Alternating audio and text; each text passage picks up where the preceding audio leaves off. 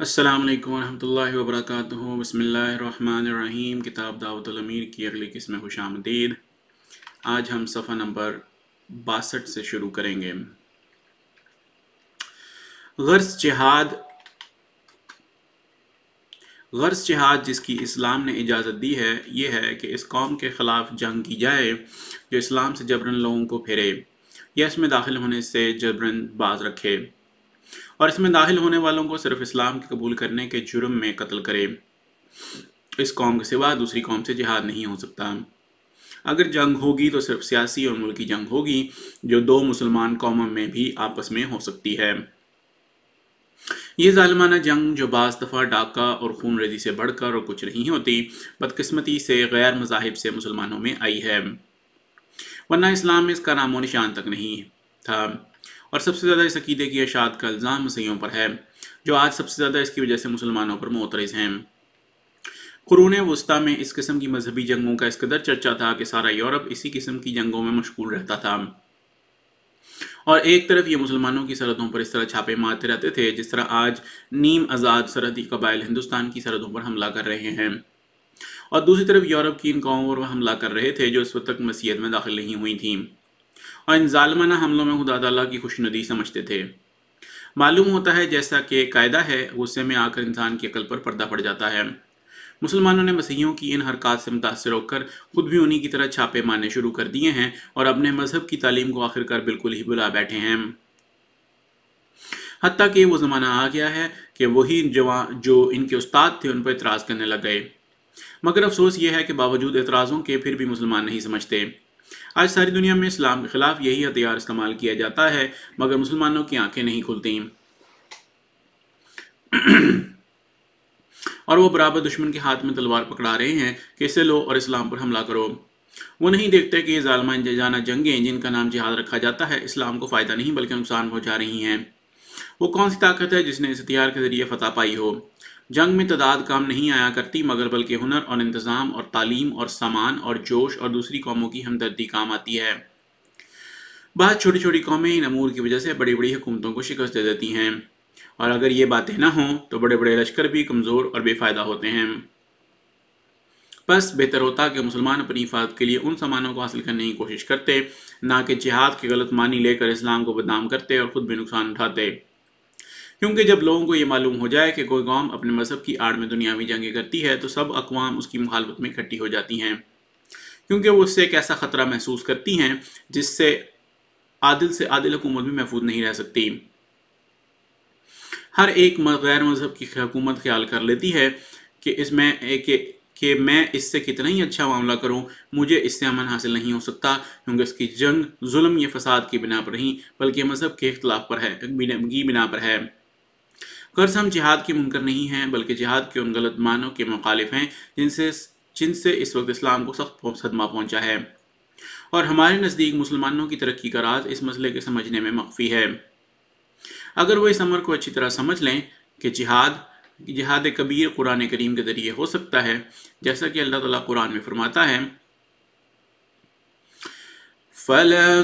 اعوذ باللہ من الشیطان الرجیم فلا تطع الكافرین وجاہدہم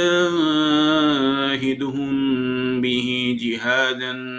کبیرا۔ سورہ الفرقان آیت 53۔ اور اگر وہ سمجھ لے کہ مذہب کا اختلاف ہرگز کسی کی جان یا اس کے مال یا اس کے آبرو کو حلال نہیں کر دیتا، جیسا کہ اللہ تعالیٰ قرآن میں فرماتا ہے، فَإِنِ اعْتَزَلُوكُمْ فَلَمْ يُقَاتِلُوكُمْ وَأَلْقَوْا إِلَيْكُمُ السَّلَامَ فَمَا جَعَلَ اللَّهُ لَكُمْ عَلَيْهِمْ سَبِيلًا۔ سورہ نساء آیت 91۔ وَقَاتِلُوا فِي سَبِيلِ اللَّهِ الَّذِينَ يُقَاتِلُونَكُمْ وَلَا تَعْتَدُوا إِنَّ اللَّهَ لَا يُحِبُّ الْمُعْتَدِينَ۔ سورہ البقرہ آیت 191۔ لا ينهاكم الله عن الذين لم يقاتلوكم في الدين ولم يخرجوكم من دياركم أن تبروهم وتقسطوا إليهم إن الله لا يحب المقسطين. سورہ الممتحنہ آیت 9۔ تو ان کے دلوں میں اس قسم کی تغیرات پیدا ہو جائیں جن سے خود بخود ان کو سیدھے راستے پر قدم مارنے کی طرف توجہ ہو، اور وہ لَيْسَ الْبِرُّ بِأَن تَأْتُوا الْبُيُوتَ مِن ظُهُورِهَا وَلَكِنَّ الْبِرَّ مَنِ اتَّقَىٰ وَأْتُوا الْبُيُوتَ مِنْ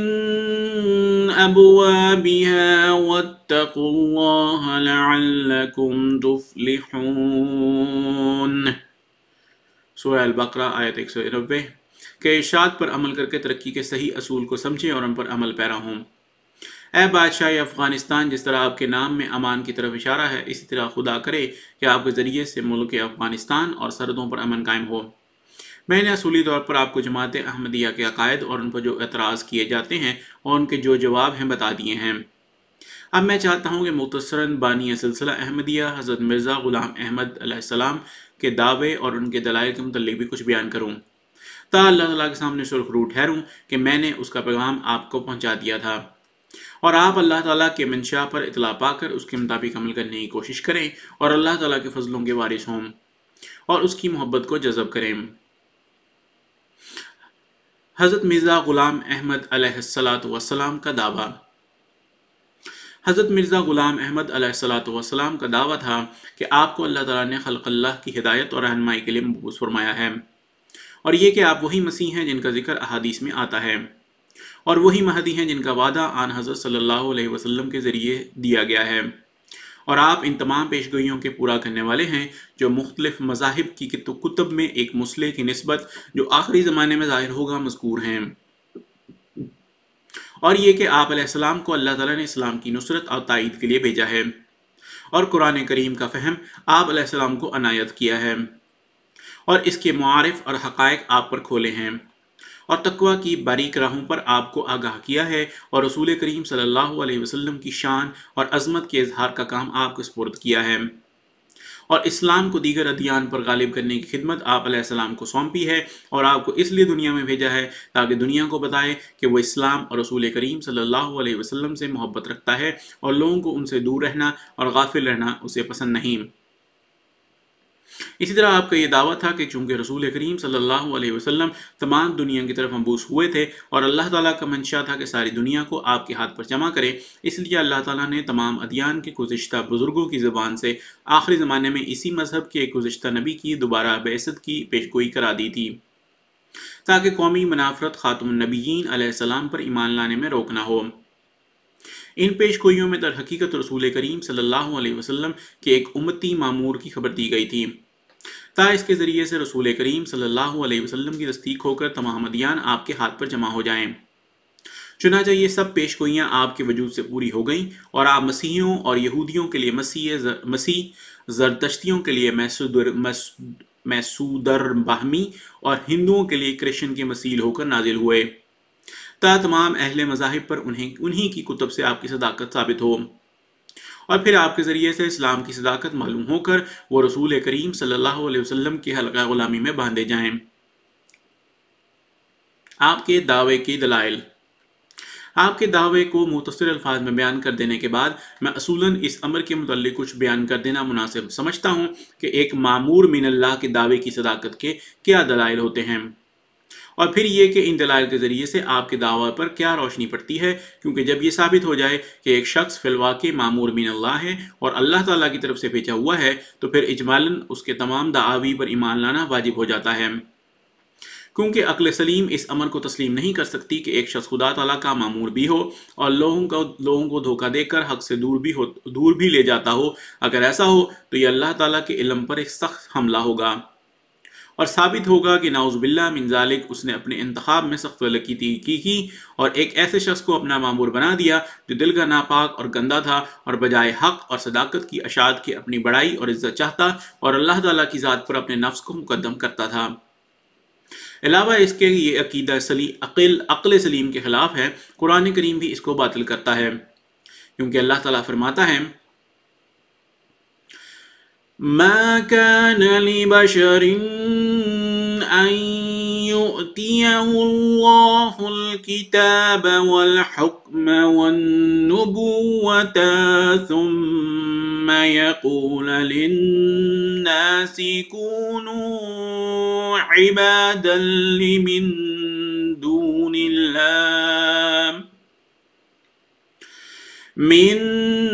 دون الله ولكن كونوا ربانيين بما كنتم تعلمون الكتاب وبما كنتم تدرسون ولا يأمركم أن تتخذوا الملائكة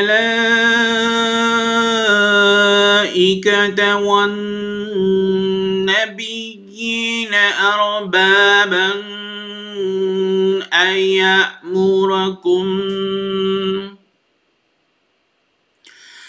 يأمركم بالكفر بعد إذ أنتم مسلمون۔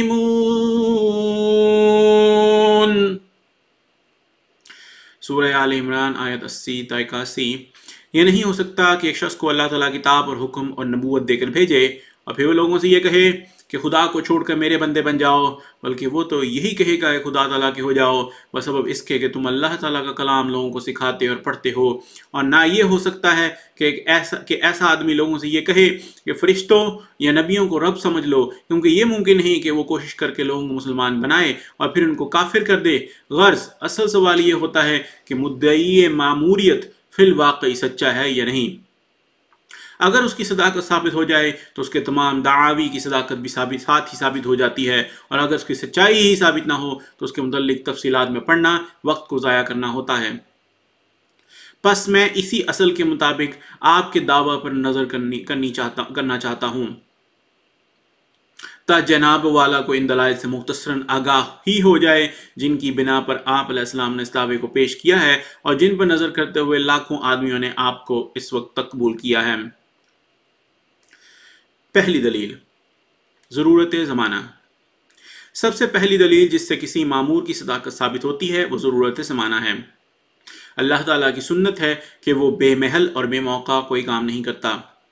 جب تک کسی چیز کی ضرورت نہیں ہوتی وہ اسے نازل نہیں کرتا، اور جب کسی چیز کی حقیقی ضرورت پیدا ہو جائے تو وہ اسے روک کر نہیں رکھتا۔ انسان کی جسمانی ضروریات میں سے کوئی چیز ایسی نہیں جسے اللہ تعالیٰ نے مہیا نہ کیا ہو۔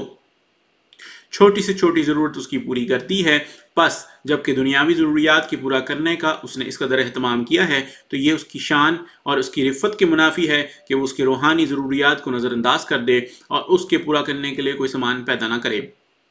حالانکہ جسم ایک فانی شے ہے اور اس کی تکالیف عارضی ہیں اور اس کی ترقی محدود ہے، اس کے مقابلے میں انسانی روح کے لیے ابدی زندگی مقرر کی گئی ہے اور اس کی تکالیف ایک ناقابل شمار زمانے تک ممتد ہو سکتی ہیں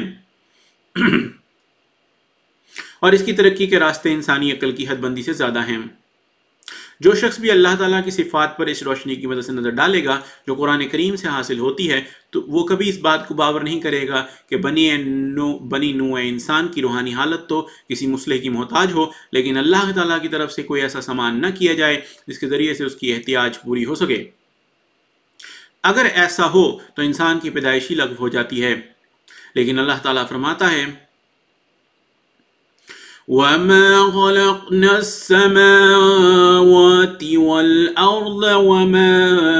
بَيْنَهُمَا لَاعِبِينَ مَا خَلَقْنَاهُمَا إِلَّا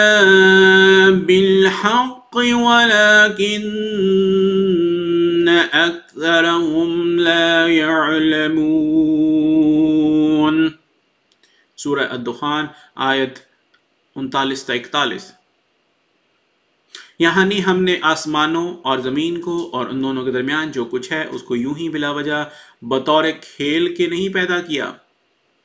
بلکہ ہم نے اسے غیر متبدل اصول کے ماتحت پیدا کیا ہے، لیکن اکثر لوگ اس بات سے ناواقف ہیں۔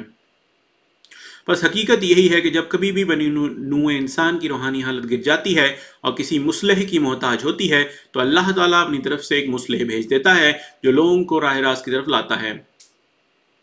اس کی اندرونی کمزوری کو دور کرتا ہے۔ گو اللہ تعالیٰ کی صفات کو مد نظر رکھتے ہوئے یہ بات عقلاً بھی ناممکن ہوتی ہے کہ ضرورت کے وقت اللہ تعالیٰ اپنے بندوں کو لاوارث چھوڑ دے، مگر اللہ تعالیٰ نے اس مضمون کو قرآن کریم میں صراحتاً بھی بیان فرما دیا ہے، جیسا کہ فرماتا ہے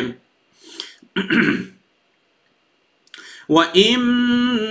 مِّن شَيْءٍ إِلَّا عِندَنَا خَزَائِنُهُ وَمَا نُنَزِّلُهُ إِلَّا بِقَدَرٍ مَّعْلُومٍ۔ سورہ الحجر آیت 22۔ ہر ایک چیز کے خزانے ہمارے پاس ہیں اور ہم اسے نازل نہیں کرتے مگر خاص اندازوں کے ماتحت، یعنی ہر ایک چیز کو اللہ تعالیٰ ضرورت کے ماتحت نازل کرتا ہے، نہ اس کے کام بے حکمت ہیں کہ بلا ضرورت کسی چیز کو ظاہر کرے، اور نہ اس کے ہاتھ تنگ ہیں کہ ضرورت پر بھی ظاہر نہ کر سکے۔ اور اسی طرح فرماتا ہے وَآتَاكُم مِّن كُلِّ مَا سَأَلْتُمُوهُ وَإِن تَعُدُّوا نِعْمَةَ اللَّهِ لَا تُحْصُوهَا۔ سورہ الابراہیم آیت 35۔ یعنی اللہ تعالیٰ نے ہر وہ چیز جو تم نے مانگی تم کو عنایت کر دی ہے، اور اگر تم اللہ تعالیٰ کی نعمتوں کو گننا چاہو تو گن نہیں سکتے۔ اس آیت میں مانگنے سے مراد حقیقی ضرورت ہی ہے، کیونکہ ہر چیز جسے بندہ مانگتا ہے اسے نہیں مل جاتی، مگر یہ ضرور ہے کہ ہر ایک حقیقی ضرورت جس کی طرف احتیاج انسان کی فطرت میں رکھی گئی ہے، یا ہر احتیاج جس کا اثر انسان کی غیر محدود زندگی پر پڑتا ہے، اس کے پورا ہونے کا سامان اللہ تعالیٰ ضرور کرتا ہے۔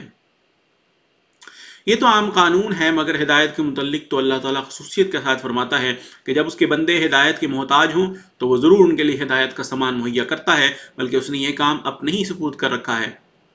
دوسروں کو اس میں شریک ہی نہیں کیا۔ چنانچہ فرماتا ہے إِنَّ عَلَيْنَا لَلْهُدَى۔ سورہ اللیل آیت 13۔ بندوں کو ہدایت دینا ہم نے اپنے اوپر فرض کر چھوڑا ہے، اور اس کام کا انصرام اپنی ہی ذات کے متعلق وابستہ کر رکھا ہے۔ قرآن کریم ضرورت زمانہ کے مطابق لوگوں کی ہدایت کے سامان پیدا کرنے کو نہ صرف واجب ہی قرار دیتا ہے، بلکہ اس سے معلوم ہوتا ہے کہ اگر ایسا انتظام اللہ تعالیٰ کی طرف سے نہ ہوتا تو بندوں کا حق ہوتا کہ قیامت کے دن اللہ تعالیٰ پر اعتراض کرتے کہ جب اس نے ان کے پاس ہاتھی نہیں بھیجے تو وہ ان سے جواب کیوں طلب کرتا ہے اور ان کو عذاب کیوں دیتا ہے۔ چنانچہ سورہ طٰہٰ میں اللہ تعالیٰ فرماتا ہے وَلَوْ أَنَّ أَهْلَكْنَاهُمْ بِعَذَابٍ مِّن قَبْلِهِ لَقَالُوا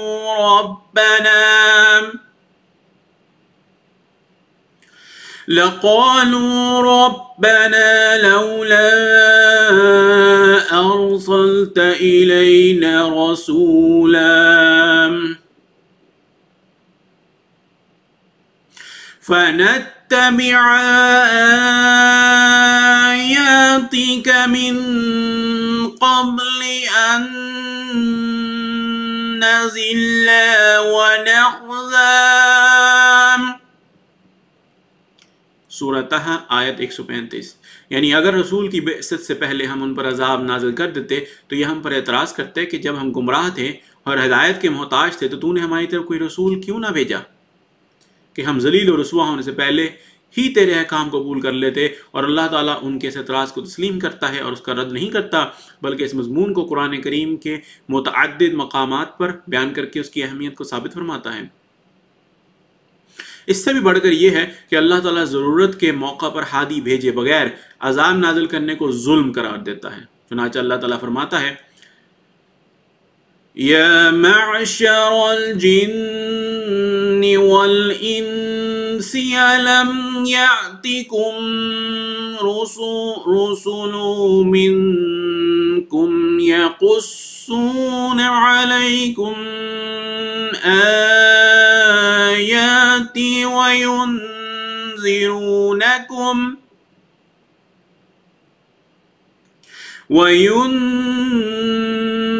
وينذرونكم لقاء يومكم هذا قالوا شهدنا على أنفسنا وغرتهم الحياة الدنيا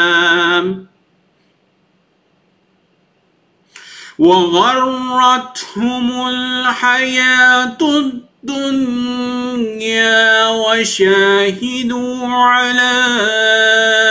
أنفسهم أنهم كانوا كافرين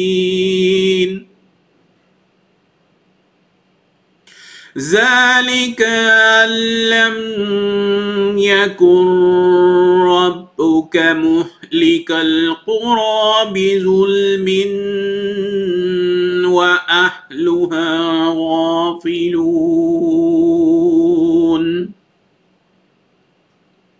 سورہ الانعام آیت 31-132۔